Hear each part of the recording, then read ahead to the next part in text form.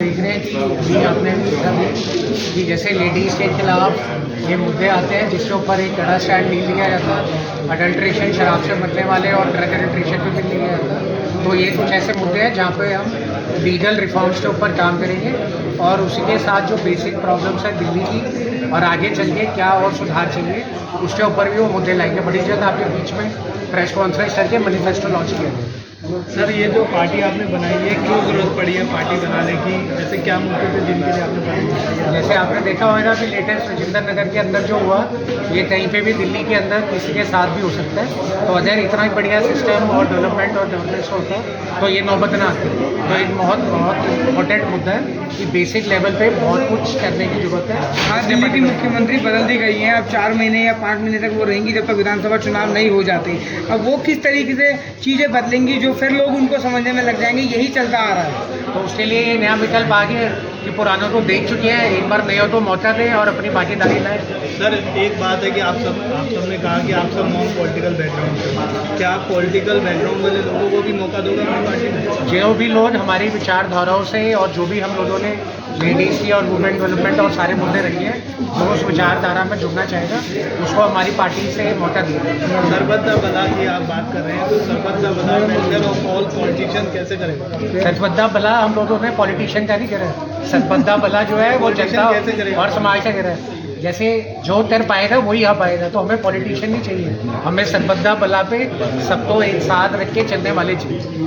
हम पॉलिटिशियन बना देंगे। क्या कहना चाहेंगी मैम इस पार्टी के लिए? किस तरीके से आप लोगों के बीच में जाके अपनी बात रख पाएंगी? जो इतने लंबे समय गंदली राजनीति है उसको साफ करने के लिए हम जमीन पर उतरे हैं। तो उम्मीद है आप सबके साथ हम जरूर इसकी सफाई कर सकेंगे और अपने जो अच्छे कार्य हैं, समाज की सेवा है जो इतने लंबे समय से लास्ट 30 ईयर से हम करते आ रहे हैं, सारे ही समाज से भी है, तो समाज की सेवा करते आ रहे हैं और आगे भी करते रहेंगे। महिला सुरक्षा पे हर पार्टी वादा करती है और पार्टी 5 साल बाद बदल जाती है, सरकार बदल जाती है, केस पेंडिंग रह जाता है। महिलाओं के साथ रेप, एसिड अटैक दिन पर दिन होते जा रहे हैं। उसके लिए आपकी पार्टी क्या निर्णय लेगी?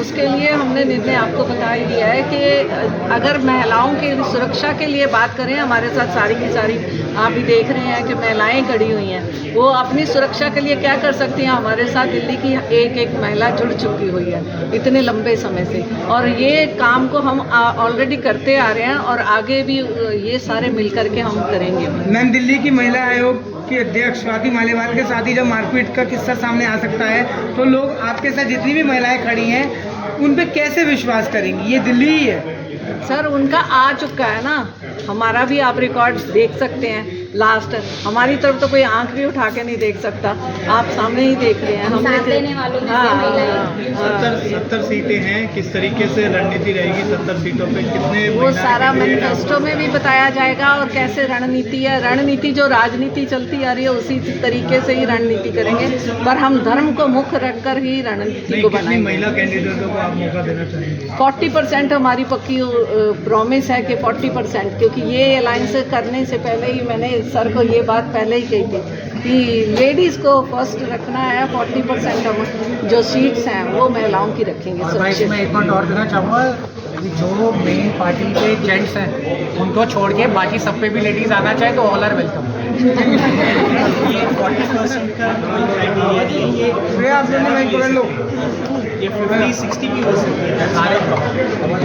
कैंपेन चल रहा है तो उसके मुताबिक हम लोगों ने ये देखा कि हर पार्टी अपने एरिया से अपनी लिस्ट ऑफ कैंडिडेट उतार देती है कि ये हमारा कैंडिडेट है जी, ये कैंडिडेट है, और दूसरा पार्टी अपना मैनिफेस्टो दे देती है कि ये मुद्दे हैं जिसके ऊपर लड़ेंगे।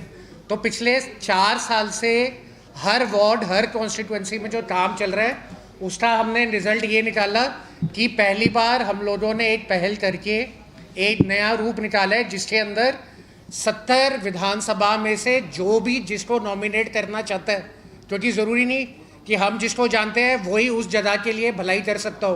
तो एक हमने अपने यहाँ पर आप देखेंगे ईमेल आईडी लॉन्च की है जिसके अंदर अगर आपको लगता है कि आपके आसपास कोई ऐसा कैंडिडेट है जो आपके एरिया की प्रॉब्लम को सॉल्व कर सकता है तो आप नॉमिनेट कर सकते हैं उस कैंडिडेट को, और उस कैंडिडेट के नॉमिनेशन के बाद हम उस कॉन्स्टिट्यूंसी में जाएंगे और वहाँ पे वोटिंग करवाएंगे।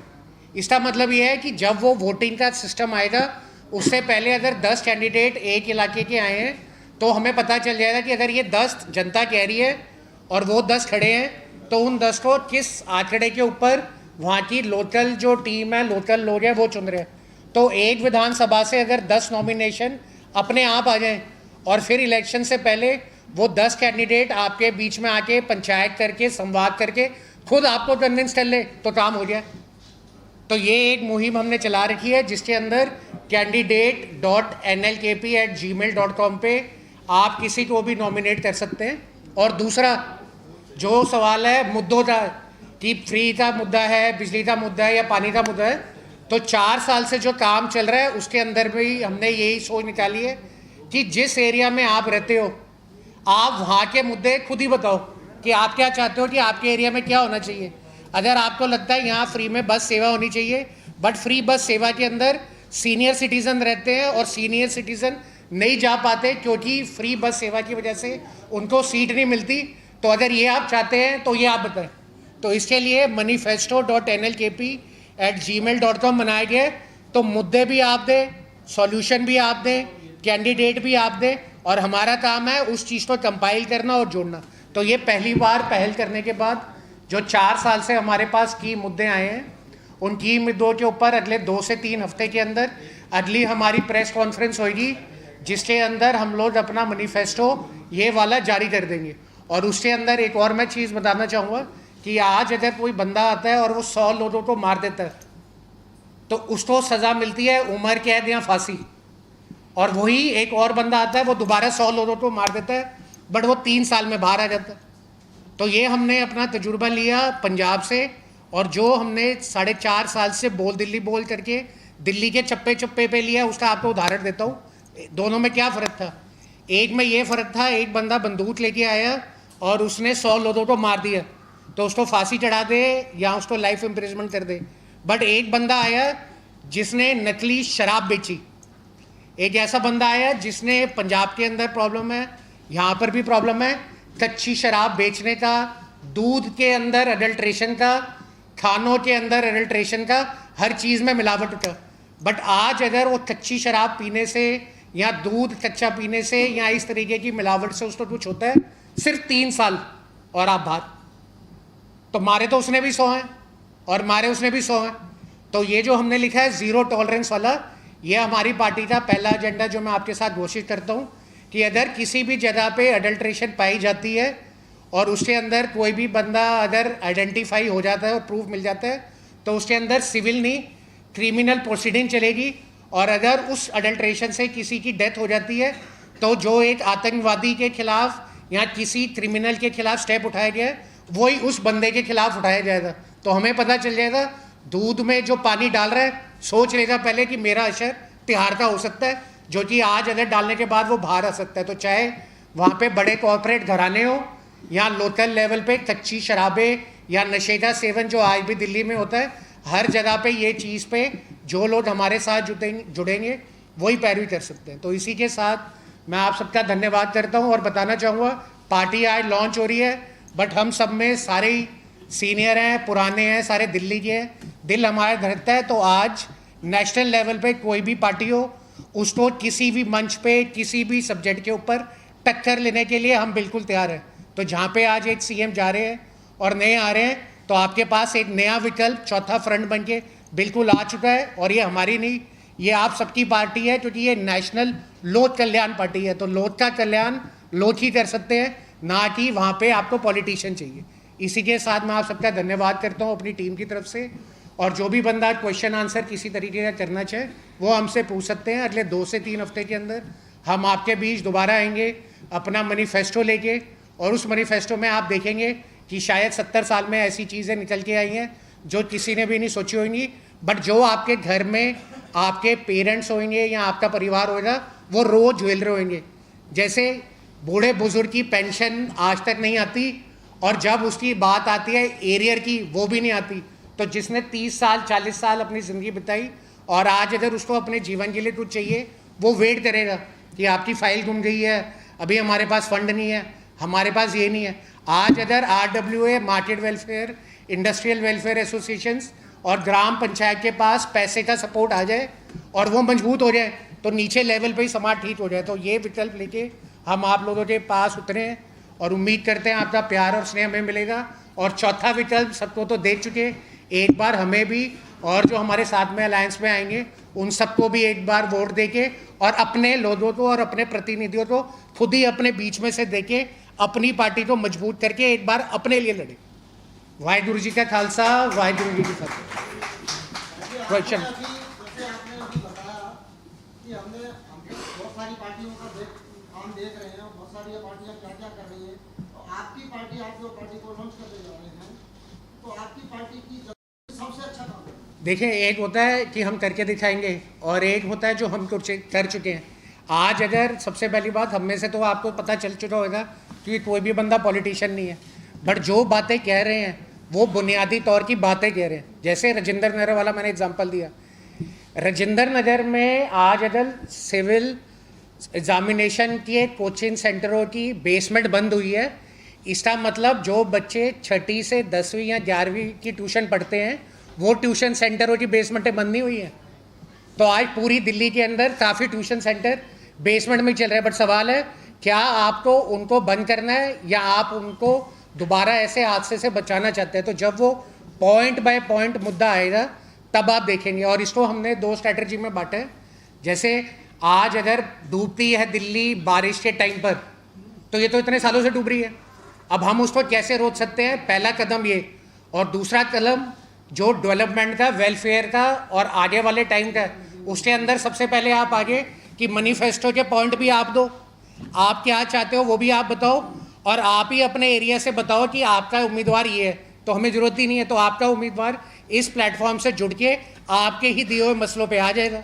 और चुनाव से पहले उसका संवाद और इस तरीके का एक प्रोग्राम आप अपने वहाँ करें, तो 10 लोग कहते हैं हाँ जी इनका उम्मीदवार मैं हूँ, तो अपने आप उससे पूछ लो। अगर आप कन्विंस्ड तो हम कन्विंस्ड, टिकट ही देनी है वो दे देंगे। बस हम यहाँ पर पैसों से, उस सोशल मीडिया की ताकत से इन बड़े जो नेशनल पार्टीज़ हैं उनको टक्कर नहीं ले सकते, बट क्योंकि हम सारे दिल्ली के हैं, पढ़े लिखे हैं, ज़मीनी तौर पे जुड़े हैं, और जो कैंडिडेट और जो मसले ला रहे हैं वो अवाम ही हमारी ताकत है। अगर वो अवाम को हम अपने साथ नहीं ले सकते होते तो इस पैसे के बलबूते और सोशल मीडिया के बलबूते पे हम आपके पास उतर के आते भी नहीं। और हमने जो पार्टी का विकल्प बनाया है वो हम कभी भी नहीं चाहते थे, क्योंकि हम सबका एक्सपीरियंस अलग अलग सेक्टर्स का है। बट जब हम पॉलिटिशियन नहीं है, कुछ नहीं है, बट हम देखते हैं कि आज वो पेंशन के एरियर के लिए जिसको अपनी दवाई लेनी होती है वो दवाई भी नहीं लेता, तो अगर वो बंदा सफ़र करता है तो हम अगर आवाज़ नहीं उठाएंगे तो कौन उठाएंगे? तो जो लोग हमसे जुड़े उन्होंने ही हमें बोला कि आप एक ऐसा मंच बनाओ जिस मंच के थ्रू जो नहीं कर पा रहे वो करवा पाए। तो लोगों के इनपुट के बाद इस पार्टी का गठन करा गया है, ना कि यहाँ पे पॉलिटिकल माइंड लगा के एक स्ट्रैटेजी बना के कैसे दिल्ली पे कब्जा करा जाए वो बना गया।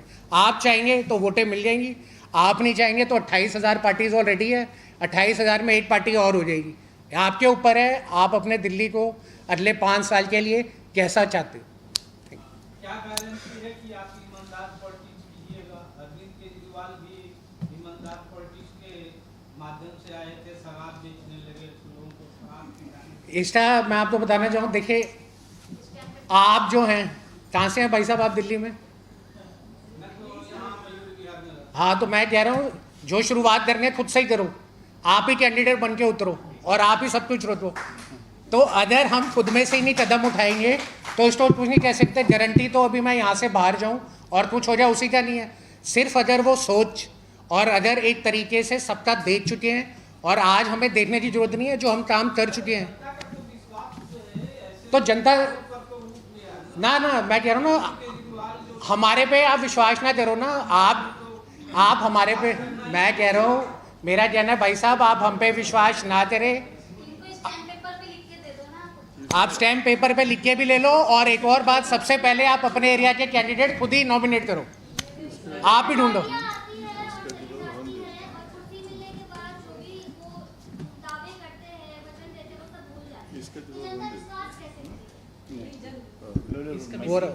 माई देना हाँ हो भी सकता है सर, बताएंगे भाई। नहीं, एक क्वेश्चन भाई साहब ने पहले किया मीडिया में कि हम कैसे विश्वास करें काम होगा या नहीं होगा। उस पर विश्वास मत करिए ना। फ्यूचर किसको पता है, किसी को नहीं पता।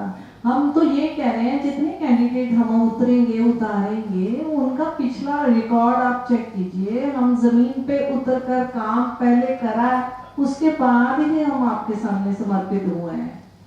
तो करना और करा हुआ इस दोनों में फर्क है। उसको देखिए, पीछे जो 30 साल से हम लोग सेवा समाज की कर रहे हैं वो भी सारे के सारे आपके सामने समर्पित हुए हैं। तो करना, अभी करने के लिए तो आपका साथ चाहिए ना, तभी तो हम यहाँ आए हैं।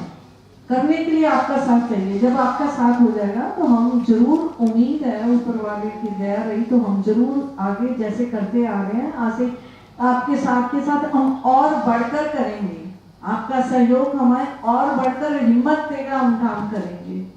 सो एक बहुत बड़ी बात इंद्रप्रीत जी ने कही है कि आप में से ही चुने जाएंगे। हम अपने नहीं, हम करोड़ों रुपए लेकर के कैंडिडेट को खड़ा किया जाता है, हम करोड़ों रुपए लेके कैंडिडेट को खड़ा नहीं कर रहे हैं। हम आप ही में से हैं और आप ही में से ही मांग रहे हैं कि अपना अपना कैंडिडेट दो जो आपका फोन उठाता है, आपका काम करता है और काम किए हैं जिसने, उसी को आप सामने लेके आइए ना। नए की तो बाद में बात करेंगे। Thank you. और सवाल? लीगल सिस्टम को चेंज करने के लिए आपकी क्या स्ट्रेटजी या लाइन ऑफ एक्शन है? क्योंकि जैसे अभी केस हुआ डॉक्टर महिला के साथ रेपिस्ट के लिए, तो अभी तक किसी ने भी ये एजेंडा नहीं उठाया है कि हैंड टिल डेथ होना चाहिए रेपिस्ट को। ये कब आएगा मुद्दा? और लीगल सिस्टम जो कि अभी तक पिछले कई वर्षों में चेंज करने के लिए किसी ने, even all India bars association और लॉयर्स तक ने कोई इस तरह का मुहिम नहीं उठाया है। तो इस बारे में आपका क्या कहना है? क्योंकि मैं चाहती हूँ कि कोई लॉयर भी आपकी टीम को जरूर ज्वाइन करे और इस चीज़ को, लीगल सिस्टम को चैलेंज करने वाला कोई तो आए, क्योंकि महिलाओं के लिए सबसे इम्पोर्टेंट जो चीज़ है वो है उनकी सेफ्टी और सिक्योरिटी। और इतना बड़ा मुद्दा हो जाता है, सिर्फ कैंडल्स लेके सब लोग कैंडल मार्च करने चल पड़ते हैं। तो आई थिंक बेसमेंट वाला मुद्दा भी इम्पोर्टेंट है बच्चों का। लेकिन अगर हम महिलाओं की बात करें, बहुत लेजेंडरी फिगर्स महिलाएं हमारे बीच में हैं और वुमेन सीट रिजर्वेशन पर हम बातें करते हैं, लेकिन ये शायद सबसे ज़मीन से जुड़ा हुआ मुद्दा है जिसके ऊपर हमें वर्किंग करने की जरूरत है कि हैंड टिल डेथ अगर आप दिल्ली में और इंडिया में करवा सके तो I think this will be the biggest achievement of your party. इसका जवाब मैं देता हूँ आपको।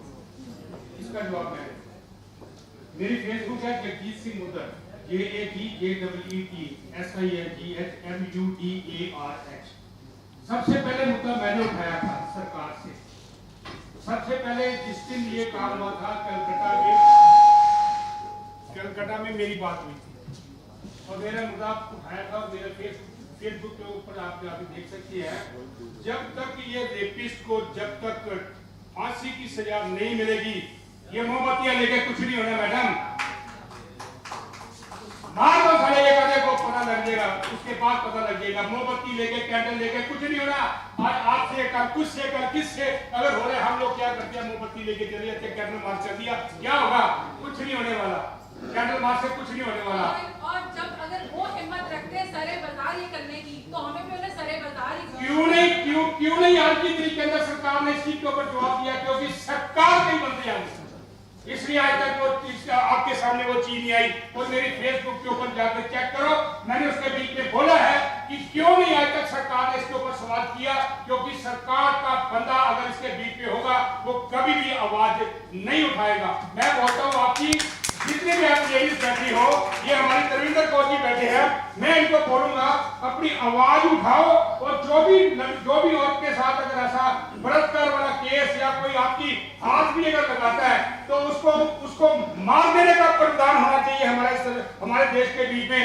चाहे दुबई के बीच में चले जाओ, मजाल है किसी औरत को आप हाथ लगा लोगे? मजाल है किसी की दुकान से आप कोई छोड़ने की चीज या कोई चीज खा लोगे?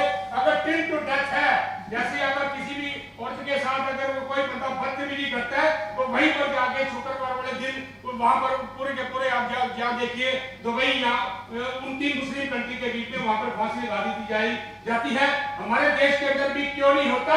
हम तो सिर्फ मोमबत्ती लेके चल पड़ते हैं, मोमबत्ती ली, कैंडल लिया और काम हो गया। 3 दिन के बाद पता लगता है कि वो मामला ठंडा हो गया और सरकार को दूसरा मामला उठा देती है। बहुत बहुत धन्यवाद। अध्यक्ष जी, आप ये मुद्दा रखेंगे अपने मंदिर में? हाँ। जोड़े में ना तो समाज है, ये आपकी पार्टी है, इस तरीके से आप गलत समाज क्या मैसेज? मैं इसका ये कौन ये आवाज हम उठा चुके हैं ऑलरेडी। हम लोगों ने बहुत इसके ऊपर काम किया हुआ है। हमें बता रहे महेश जी। मैं इसका रिप्लाई देता हूँ। I am advocate also. ये बहुत ही प्रासंगिक और सार्थक विषय आपने उठाया है और हमारी पार्टी इसके बारे में बहुत संवेदनशील है। और मैं आपको विश्वास के साथ कह सकता हूँ कि जो जुडिशियरी सिस्टम है हमारा और जो सजा देने का सिस्टम है, इसमें बहुत ज्यादा एक खामी आ चुकी है। और अगर हम कुछ देशों के उदाहरण देखें विदेशों में, तो वहां पर एक तो सजा मिलने की गारंटी है। अगर चार्जशीट हुई है तो सजा जरूर मिलेगी, लेकिन हमारे जुडिशियल सिस्टम में अकाउंटेबिलिटी नहीं है। अकाउंटेबिलिटी क्यों नहीं है? क्योंकि हमने देखा है, आप चाहे पब्लिक मंच में ना कहें, अंदर महसूस करते होंगे कि कोलिजियम सिस्टम है। कोलिजियम में सबके भाई भतीजे वही जज बनते हैं और उसमें बहुत सारे ऐसे लूपहोल हैं कि हम सजा को इंश्योर नहीं कर सकते। विदेशों में मैं 24-25 देशों में पढ़ा है, काम किया है। हमने देखा है कि वहां पर सरेआम फांसी दी जाती है। सरेआम लोगों को, अगर आप पुलिस करेंगे, फोन करेंगे, पुलिस के फोन रखने से पहले अरेस्ट हो जाता है बंदा। ये दुबई में है, सऊदी अरब में। एक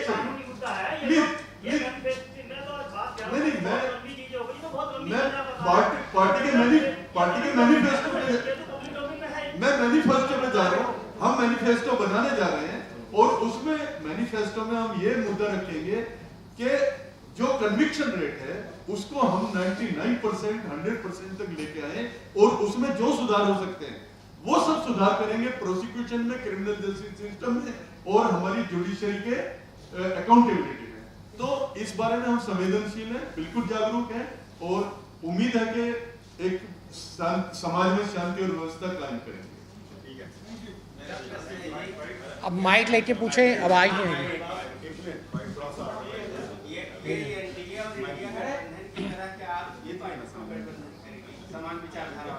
हम लोगों ने जो एजेंडा था, नहीं तो दिल्ली हेलो, जो भी प्रश्न करें आप तो अपना नाम और किस मीडिया से हैं थोड़ा सा बताएं, ताकि हम लोग आपको आइडेंटिफाई करके बता भी सकें कि ये है हमारा विचार, किस प्रश्न पे क्या विचार है। अपना नाम भी बताएं और किस मीडिया से हैं वो भी बताएं प्लीज। मेरा ये प्रश्न है राजीव घोषला जी उत्तर देंगे, क्योंकि पंचर पार्टी से आए हुए हैं, कि क्या ये इंडिया और एनडीए गठबंधन की तरह आपका भी कोई समान विचारधारा पार्टी को गठबंधन होगा? हाँ जी, जो हम लोगों ने जैसे विचारधारा अपनी पेश करी है आपके सामने और जिनके ऊपर हम ये मैनिफेस्टो था और मेन मुद्दों के ऊपर काम कर रहे हैं, तो हमने ऑलरेडी पहले ही स्टेप में, आज जैसे राजीव जी बैठे हैं यहाँ पे पैंथर पार्टी से, तो हमने दिल्ली अलायंस करके, जैसे इंडिया अलायंस का प्लेटफॉर्म था, ऐसे ही हम लोगों ने दिल्ली अलायंस करके प्लेटफॉर्म ऑलरेडी बना दी है। उसी बनाने के अंदर सिर्फ मुद्दा ये है कि जो विचारधारा जिसके ऊपर हम बात कर रहे हैं, जिसको भी लगता है कि वो इसके अंदर आते इसको मजबूत कर सकता है और इसको अच्छी तरीके से इम्प्लीमेंट करवा सकता है, तो इस दिल्ली अलायंस में वो हमारे साथ जुड़ सकते हैं।